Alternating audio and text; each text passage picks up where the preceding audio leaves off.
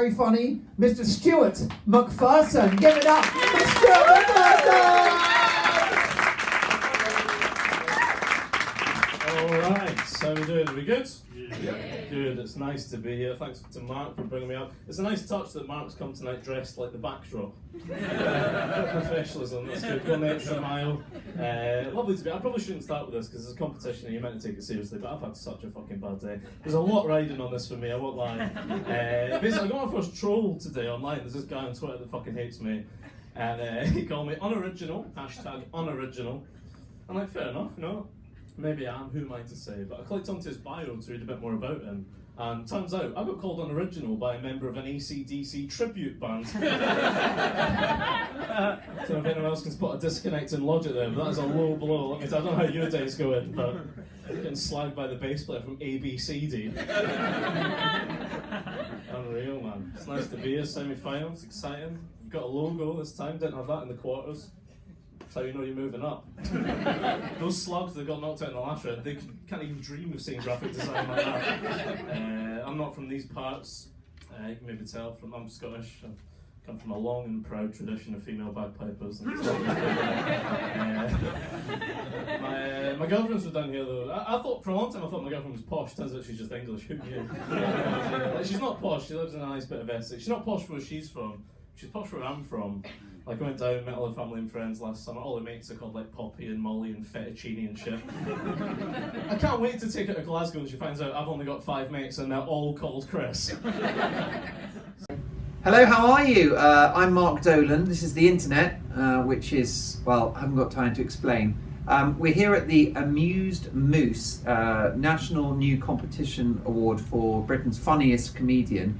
And through to the final of that very competition is Stuart McPherson, who's a British-Scottish man. How are you?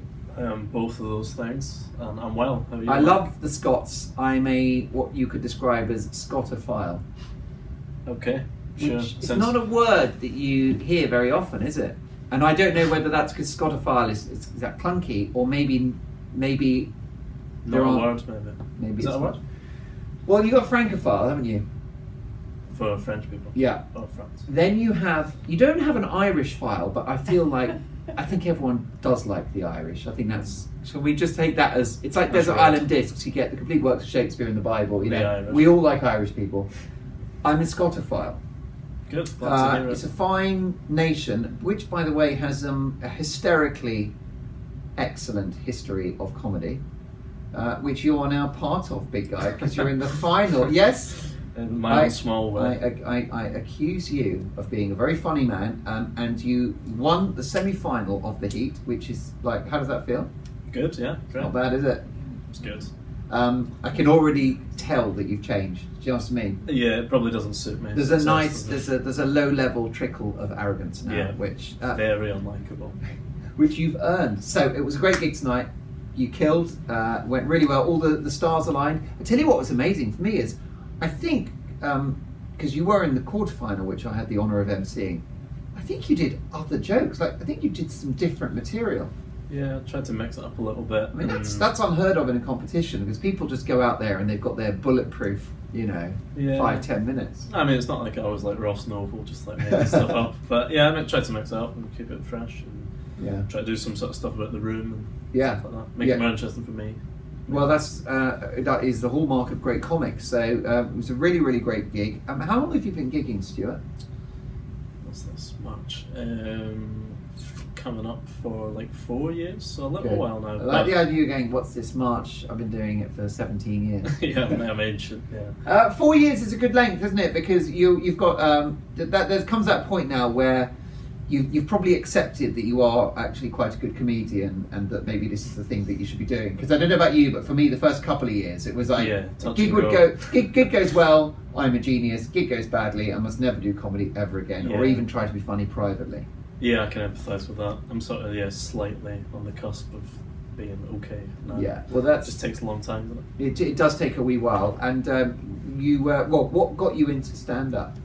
It's a really boring answer, to be honest, but I just loved it. I was really into it. It's like I'm into music as well, but I'm much more into comedy, and I just used to watch a lot. And Yeah. it got to the point where I couldn't not give it a go. Yeah. Wow. What a lovely, compelling answer. If this was a job interview, which I'm afraid it isn't. Yeah, I wish it was. I need one of them. I'd hire you in a flash. Good. And I wouldn't even check your references.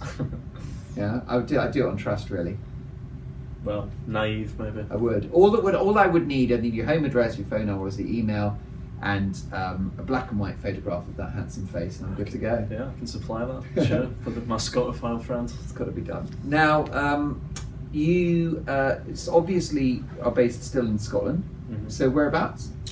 I live in Glasgow. Glasgow. Are you a Glaswegian? No, I'm from Fife. All right. So that was in some ways almost insulted you there, really. No, I don't know. You sure? There's no reason for you to You're not know. tribal like that. No one really knows or cares where Fife is. So. Fife is geographically in Scotland. Where would we put it? It's across the river from Edinburgh, across the water. Yeah. The Forth. So it's still firmly East Coast.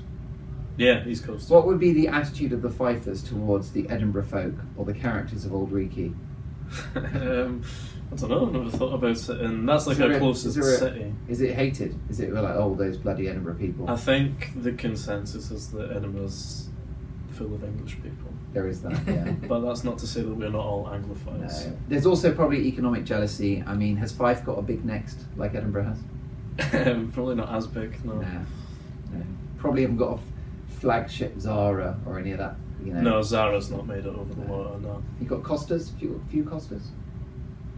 Dotted here and The there. problem with Costa is it's not the hallmark of quality it used to be, is it? I'm not Back in into the Costa. day, all the estate agents would be buzzing, but now it's like you got a Costa, yeah, whatever. I mean, don't like that they Zagreb's pour- got a Costa. I don't know why I chose Zagreb. Zagreb. It's not a war zone Have you been there anymore. recently? No, I haven't. I haven't. I still think like the war ended years ago, but there might be eruptions, so I'll keep a distance. On the Costa. What were you going to say about? I was going to say Costa? that I don't like that they pour the espresso in the top. Oh right. I prefer starting with. I've made a few coffees professionally in the past. Okay. Are you No, a no, it's barista? not Are you a barista? I got sacked from a cafe after 2.5 days, so there's your answer. But I prefer when they put the espresso in, then the milk or whatever. Yeah. So what they do is they put the espresso in, then they warm the milk in a jug, and then they pour the milk in, and then what about where do you stand on the little design on the foam with the cocoa powder? What's your view of that? I'm pretty fluid with that, and I'm not that bothered.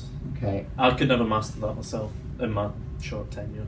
Okay. So that's why you lasted 2.5 days. That's some of the reason, I think. Yeah. Okay. What were the other reasons? I was just really bad at the job, just really bad. Okay. It's- That's a bit harsh though, to give you 2.5 days. I mean, Yeah, they were meant to like train me or something, but then I think it became clear that I was untrainable. which outlet are you allowed to say? Was it one of the big brands or was it? a No, it was local an independent. Steve's It was like Coffee? a hipstery place. Oh, was it? And, yeah. You got fired by hipsters. Yeah. That's some going. I mean, those people are socialists. Yeah, well, not Two that and a day. half days. Not that Friday The lunchtime. hipsters, they would have. I was surprised they didn't just like, hug you and just kind of love bomb you rather only. than fire you. No. Okay. What about your materials? Phenomenal. So, do you wait for an idea to land in your head, or do you just sit there on the laptop and grind it out? What's your method? There's a lot more sitting and waiting around than I would like. I try to sit down and that, but I think all the best stuff just drops in my head. Yeah. And it's more about just turning up and slogging through it and not getting anything out of it, and then you'll go and watch the telly and then something will come to you. Yeah. That's right, isn't it? The worst is the flurry of excitement as you write something and it feels like gold, and then time has a habit of like withering that material Very much into so. the least funny prose ever written. Yeah, I was thinking if I have an idea for a new routine or something, if I don't try it out that night, then it's like dead. Right. I need that initial sort of spark, I think. I see. And you go on stage and you probably sell it well because it's still fresh to you and you're excited about it. Yeah. You totally. can't wait to share it with them. Yeah, but if you return to notes, it doesn't make sense. But what about this? Have you ever had this, which is the sort of one laugh joke, which is you do a brand new joke which gets a massive laugh and you're like, exactly, I knew that was good, and it was. And that joke never gets a laugh ever again in the history of time. Yeah. A joke which receives one laugh. It's odd, isn't it? Yeah. Because you think, well, that's fine, that works. However- But sometimes you do it like 2 or 3 times, and then once you stop being able to sell it, it just dies somehow. Yeah. And you'll can never get under the skin of what made that joke funny, and it did. A, it went into your head, and B, it got a laugh the first time. Yeah, because it's still you still got that first laugh. It exists, but you can never access it. I think I know I'm going to suggest what I think it might be, which is I think that when you've got a new joke, because you're not used to telling it, you instinctively sell it properly and you explain it well because it's fresh in your mind of what's funny about it. Yeah.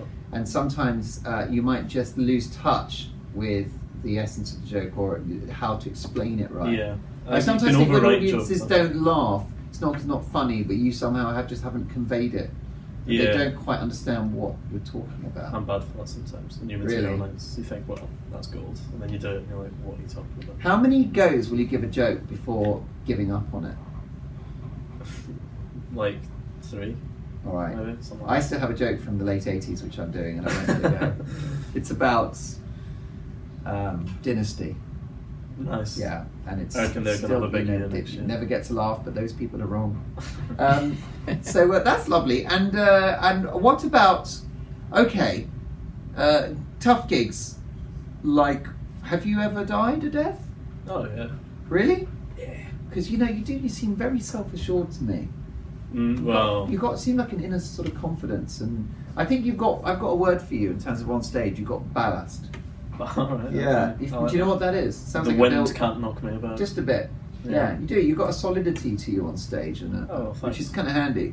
Yeah, I think that's come from the experience of dying and stuff. Right. Repeatedly. Yeah. I was a lot more visibly nervous at the beginning, and I was quite rigid, and I would just do joke. I was quite deadpan and stuff. Whereas now I'm a bit more comfortable on stage. Which helps. And you come to a competition, you do different material, and also you do improvised jokes about stuff that's happening in the backdrop and all that, and that's like a real sign of confidence, and the audience love that because they know they've been given a joke just for them, which is mightily impressive. So what about the final? What's the plan? You're going up to Edinburgh. Yeah, a big rival city. Yeah, my girlfriend lives in Edinburgh and I work there now, so... And I know what the room is as well, so I've got like months to write jokes about the room now. I can stock it out during the day, definitely. Try and make I'll do like a new 10 minutes just about Correct. the room. Maybe you could add some things to the room which conveniently dovetail with your material. Yeah, I could do that. Just You're like souvenirs. Why is there a motorbike there? Yeah, I could do that. It's going to be homecoming. Your home country of Scotland. Your home turf. Yeah. I think I'm racking my brains as to if there are any other Scots on the bill. Possibly not. So I hope you might have some home advantage. Play that.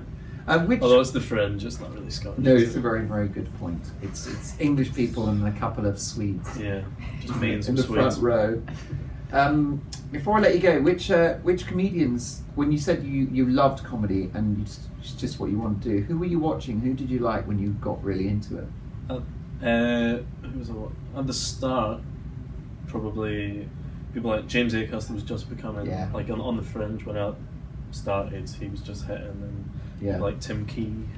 So you like your kind of offbeat, quirky. Yeah, I think my tastes are more left field than my act. Right. If that makes sense. Yeah. Well, it doesn't surprise me. I'm a great admirer of Elton John, and Elton John listens to rap music in the morning. So there's very little evidence of rap in his output. Yeah, there's not much crossover. No, but that's okay. I mean, it's Elton. He's still going though. He's got time. He's announced his retirement with a 300-date tour. Has he? Yeah, doesn't sound like a retirement to me. Yeah. You're not going to be retiring it. How about were you into like Frankie Boyle and those guys? Your compatriots? Yeah. I really or is like it too what he's doing obvious? now. Is it too obvious to like Frankie Boyle as a young Scots comic? No, the thing is, when he first hit, when he was on like Mock the Week and all that kind of stuff, I was actually kind of young, I guess, when because that was actually a while ago now. Yeah. But I think he's great. He's such a good job writer, and I really like what he does now. Is like I listen to he releases those albums, his podcast. Yeah, they're extraordinary. But I really like him, but he wasn't like a big one for me. Yeah. Personally. Yeah. So, I'm a gigantic fan of yours, and I can't wait to watch your career progress. I want you to be successful. I want you to be rich. Thanks very much. Yeah, I want you to have money. I want you to wear big, expensive cashmere coats. I can see that. On your behalf, I want bling. Well, I'll try my best to deliver that. Yeah, I want to see success change you. I'm thinking rings. Yeah. Sure. Why not? Maybe a chunky, like a chain. Yeah, maybe me and Elton will both do it at the same time. Well, he'd be drawn to you. He would assume you're one of the rappers he listens to. I can open for him. You just gotta, you know what I mean. You just got to play the game with Elton. Is that who we're in I with? can arrange it. I'm close to. I know his people. David Furnish is a good friend of a friend. Good. Listen, it's not about. Who cares about EJ? It's all about you. I want to say, really good luck in August. Thanks very much. You're a great comic, and keep up the excellent work. Thank you. Cheers, man. Stuart McPherson, all the way from Fife, which is a smaller but better city than Edinburgh. You're welcome. Sure. Cheers, man.